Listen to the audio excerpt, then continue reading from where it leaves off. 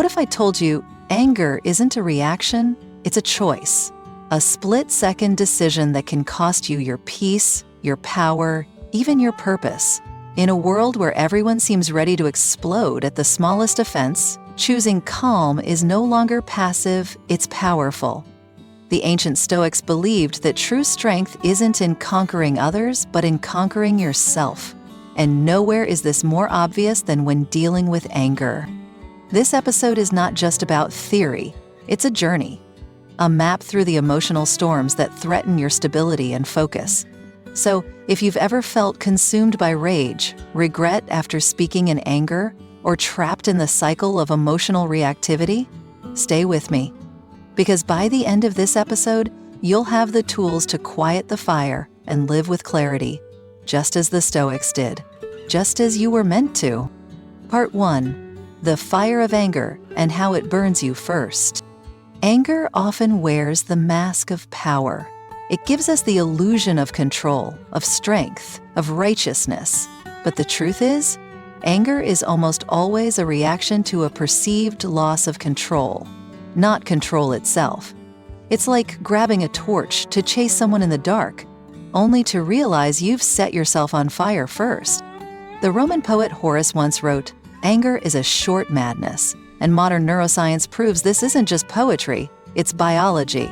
According to research from Harvard Medical School, the amygdala, the brain's threat response system, takes over within milliseconds during anger, shutting down the rational prefrontal cortex. This means when you're angry, your brain literally disables your ability to think clearly. You become the most reactive version of yourself, not the most powerful. And what happens after? Shame, regret, damaged relationships, missed opportunities, words you can't take back. Like Marcus Aurelius said, how much more grievous are the consequences of anger than the causes of it? The Stoics understood that anger isn't just a burst of emotion, it's a trap. A fire that punishes you far more than the person you're angry with. Yet our culture celebrates it. From revenge movies to social media outbursts, we're taught that expressing anger equals strength. But the Stoics taught the opposite. Silence is strength, restraint is wisdom, and calm is control. True power isn't in shouting, it's in staying still when the world wants you to react. So ask yourself, how many moments have you lost to anger? How many nights did you replay that argument in your head? How many decisions did you make just to feel in control, only to lose more than you gained? If you've had enough of that, you're in the right place.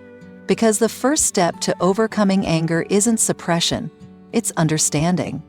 And now, we begin. Part 2. Self-inquiry. The first defense against anger. The Stoics taught that the moment you feel anger rising, don't speak. Observe. Don't react. Reflect. Seneca said, "The best cure for anger is delay," and he wasn't just speaking poetically. He meant that before your emotions take the wheel, you must interrupt the cycle with one powerful question. Why am I angry? That question alone can disarm the emotional bomb. Neuroscientists call this the power of metacognition, your ability to think about your thinking. When you ask yourself why you're angry, you activate the prefrontal cortex, the rational part of your brain, and you begin to shift out of instinct and into awareness. This shift isn't just calming, it's liberating. Often what you'll find isn't injustice, it's ego. We get angry because someone disrespected us, ignored us, embarrassed us, or made us feel small. But the Stoic response isn't to demand revenge. It's to let go of the illusion that anyone else controls our worth. Epictetus reminded us, it is not things themselves that disturb us, but our opinions about them. That truth hits hard when your anger is rooted not in what was done, but in what you believed it meant. The moment you create space between the stimulus and your response, you reclaim power. Viktor Frankl, a Holocaust survivor and psychiatrist, once said, "Between stimulus and response there is a space. In that space is our power to choose our response. And it's in that space that a Stoic lives. Not in emotional chains, but in intentional control. If you want to be free from anger, train yourself to pause, to ask, what story am I telling myself right now? That single question has stopped wars, saved marriages, and restored friendships. And in your own life, it can become a compass, guiding you away from regret and toward emotional mastery. Part 3. The Power of Presence. Mindfulness over meltdown. Anger thrives in mental chaos. It feeds off of stories, assumptions, and imagined slights. That's why one of the Stoics' greatest weapons against anger is mindfulness, the practice of anchoring yourself in the present moment without judgment. When you're fully present, the past can't provoke you, and the future can't frighten you. Modern science supports what the ancients intuitively knew. Studies from Harvard show that consistent mindfulness practice physically changes the brain, reducing activity in the amygdala, the area responsible for fear and aggression, while strengthening the prefrontal cortex, which governs rational thought and decision-making. In simpler terms, mindfulness makes your mind harder to hijack. Marcus Aurelius often reminded himself to confine yourself to the present. Why? Because most anger is a reaction to something already gone or something that hasn't even happened yet. It's a mental ghost. Mindfulness clears the fog. It doesn't mean you ignore reality. It means you engage with it fully, without distortion. If you want to master anger, don't suppress your feelings. Watch them. Observe your thoughts like clouds passing in the sky. Realize that just because a thought appears doesn't mean you have to believe it or act on it. This is where true power begins. Not in force, but in awareness. Not in domination, but in discipline. The next time anger begins to rise, don't run from it and don't follow it. Just notice it. Breathe into it. Let it lose its grip by refusing to tighten yours. Because every breath you take in presence is one less word you'll regret later. Part 4. Embrace the quiet. Silence as strength, not surrender. In a world that rewards the loudest voice, choosing silence can feel like weakness. But to the Stoics, silence wasn't absence, it was presence. It was a form of inner power, a conscious refusal to let chaos dictate your behavior. When everyone else reacts, the Stoic remains still, not because they don't feel, but because they've learned to filter what matters. Science supports this ancient wisdom. In a 2013 study published in the journal Brain Structure and Function, researchers found that 2 hours of silence each day prompted cell development in the hippocampus, the brain region associated with learning, memory, and emotional regulation. Silence doesn't just calm the mind, it physically reshapes it. Seneca once said, "Speech is silver, but silence is golden." And that wasn't just poetic, it was tactical. Every time you hold your tongue in the face of provocation, you are protecting your energy, conserving your dignity, and deepening your wisdom. Silence is the pause where clarity grows. It's the space where your thoughts settle into truth. Anger often demands a response. It screams for retaliation, for dominance, for justification. But silence disrupts that momentum. It forces reflection instead of reaction. It gives your higher self time to take the reins before your ego grabs the wheel. So next time someone disrespects you, challenges you, or tries to provoke a fight, try saying nothing. Not because you're weak, but because your peace is more important than their chaos. Because you'd rather be in control of yourself than win an argument that isn't worth the cost. Part 5. Gratitude. The antidote to inner turmoil. Gratitude doesn't come up much when we talk about anger, but it should, because anger is rooted in a sense of deprivation, something we didn't get, something that didn't go our way. Gratitude flips the script. It takes your mind off what's missing and fixes your eyes on what's already here. Marcus Aurelius wrote, "When you arise in the morning, think of what a privilege it is to be alive, to think, to enjoy, to love." That's not motivational fluff, it's medicine. Psychological studies from the University of California have shown that daily gratitude practice reduces cortisol levels, the hormone linked to stress and reactivity, by up to 23%. People who practiced gratitude slept better, handled conflict more peacefully, and even reported less physical pain. Why? Because gratitude grounds you. It breaks the emotional trance of entitlement and reminds you that life is already a gift, not a grievance. You can't be angry and grateful at the same time. Your brain won't allow it. Gratitude neurologically competes with anger and wins when you let it. The Stoics were obsessed with perspective, and gratitude is a tool of perspective. It forces you to zoom out, to see that the thing you're angry about is probably insignificant in the grand scheme of life, that most offenses aren't fatal, they're just frustrating, and that your energy is better spent appreciating what you have than chasing revenge for what you lost.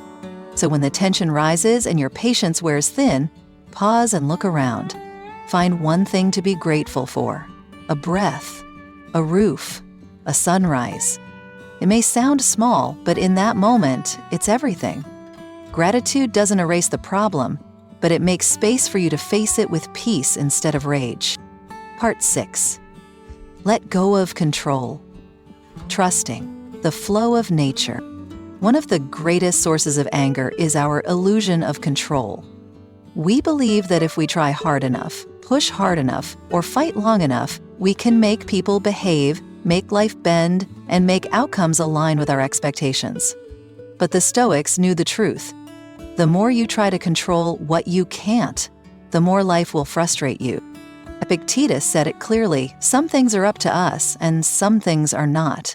That's the Stoic dichotomy of control, and it's the key to inner peace. The weather, other people's choices, the past, the future, these are outside of your command, but your thoughts, your choices, your response, that's where your power lives. And the moment you stop trying to control the uncontrollable, you reclaim the energy you were wasting in vain. Modern psychology calls this locus of control. People with an internal locus, those who focus on what they can influence, experience less anxiety, less anger, and greater emotional resilience. Why? Because they don't hand their peace over to unpredictable variables. They stay grounded in what they can do, even when the world around them spins. Life is like a river. You can't stop the current, you can't control the rocks, but you can learn to steer. You can choose not to fight the water, but to move with it. Mindfully, skillfully, intentionally. Marcus Aurelius reminded himself daily, accept whatever comes to you woven in the pattern of your destiny for what could more aptly fit your needs. That's not passive, that's power, real power, the kind that doesn't depend on circumstances. So the next time you're tempted to fight reality, to scream into the wind, ask yourself, what part of this can I truly influence, and what would happen if I surrendered the rest?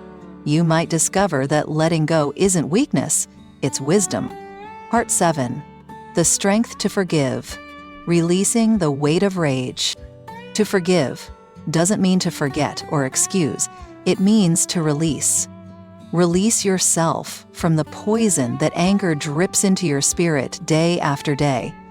And though the world may tell you that forgiveness is weakness, the Stoics believed it was one of the highest forms of strength. Because anyone can hold a grudge. It takes true mastery to let go. Seneca wrote, "Anger, if not restrained, is frequently more hurtful to us than the injury that provokes it." That's the paradox of holding on to resentment. It punishes you more than it ever punishes them. Bitterness doesn't protect your dignity. It erodes it slowly, silently, from the inside out. Forgiveness isn't saying they were right. It's choosing not to let their wrongness define you. Modern science agrees. A study by Dr. Frederick Luskin at Stanford University found that people who actively practice forgiveness experience lower blood pressure, reduced levels of cortisol, and significantly less physical pain. Forgiveness literally heals the body. It softens the nervous system. It lightens the heart. It's not just spiritual, it's neurological. And perhaps no story illustrates this more powerfully than Louis Zamperini, a World War II prisoner of war who was tortured for years in a Japanese camp. After the war, he returned home and forgave his captors, publicly, even shaking the hand of one of them years later. When asked why, he said, "Hate is self-destructive, forgiveness is healing." He didn't do it for them. He did it so he could finally be free. So if you carry a quiet bitterness, if someone has hurt you deeply and you still burn at the memory, consider this. Your anger will never change the past, but your forgiveness can transform your future. Not because they deserve it, but because you do. And because healing isn't something you wait for, it's something you choose. Part 8. Deep listening, the Stoic superpower you're overlooking. In a world obsessed with talking, listening has become a lost art. But the Stoics knew that silence isn't just the absence of speech, it's the presence of attention.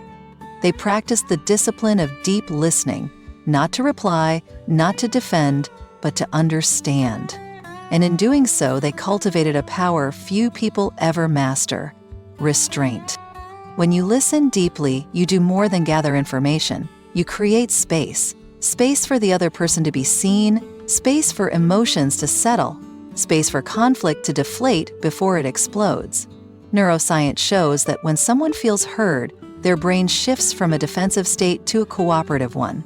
Listening literally lowers tension, not just emotionally, but physiologically. Marcus Aurelius once wrote, "It is possible to be invincible if one never enters a contest where victory is not under one's control." Arguing for the sake of ego, speaking just to win, or interrupting just to be right, none of those lead to peace. But listening disarms. It invites dialogue. It leads you away from unnecessary battles. Think of how many arguments were never really about the topic, but about the need to be heard. The Stoic listens not to fuel his fire, but to quiet it, because anger needs a reaction to grow. But when you respond with presence, with stillness, with focused attention, you stop that fire in its tracks. So next time someone challenges you, insults you, or says something triggering, don't rush to respond. Instead, lean in. Breathe. Let them finish. Listen for what they're really saying, not just with their words, but with their wounds. Because sometimes the greatest power isn't in what you say, it's in what you choose not to say. Part 9. Humility, the quiet force that dissolves anger. Pride is a spark, humility is water. Most anger doesn't come from injustice, it comes from injury to our pride. Someone questioned our intelligence, disrespected our status, bruised our ego, and the immediate reaction is defense. But the Stoics taught that when you embrace humility, there's nothing left to ignite. So there's nothing left to ignite. Epictetus reminded his students, if someone succeeds in provoking you, realize that your mind is complicit in the provocation. That's a tough pill to swallow, but it's also freeing. Because if your ego created the wound, you don't need the world to fix it. You just need to release it. Humility doesn't mean thinking less of yourself. It means thinking of yourself less. In psychological terms, humility has been linked with greater emotional intelligence, lower aggression, and higher resilience in the face of conflict. Researchers at Duke University found that humble individuals are more adaptable under stress and less likely to lash out when things go wrong. Why? Because they don't take every challenge personally. They understand the world doesn't revolve around them, and that's exactly what protects their peace. Marcus Aurelius, one of the most powerful emperors in history, wrote in his private journal, "You are just a soul carrying a corpse." That's not self-deprecating, it's clarity. When you remember your place in the vast, unfolding story of life, it becomes much harder to feel insulted. You start to see offenses as noise, not threats. So the next time anger rises, ask yourself, is this really about principle or is it about pride? Am I standing up for truth or just for my image? The moment you can let go of being right, looking perfect, or proving your worth, you step into a strength no insult can touch. The strength of humility. Part 10. Self-control, the final gatekeeper of inner peace. Self-control isn't about repression, it's about redirection. It's choosing the long-term over the impulsive, the wise over the reactive. And when it comes to anger, self-control is the last defense between your thoughts and your actions. It's the muscle that lets you feel everything, but act only on what aligns with your values. The Stoics believed that every emotion was a messenger, but not every messenger deserved a microphone.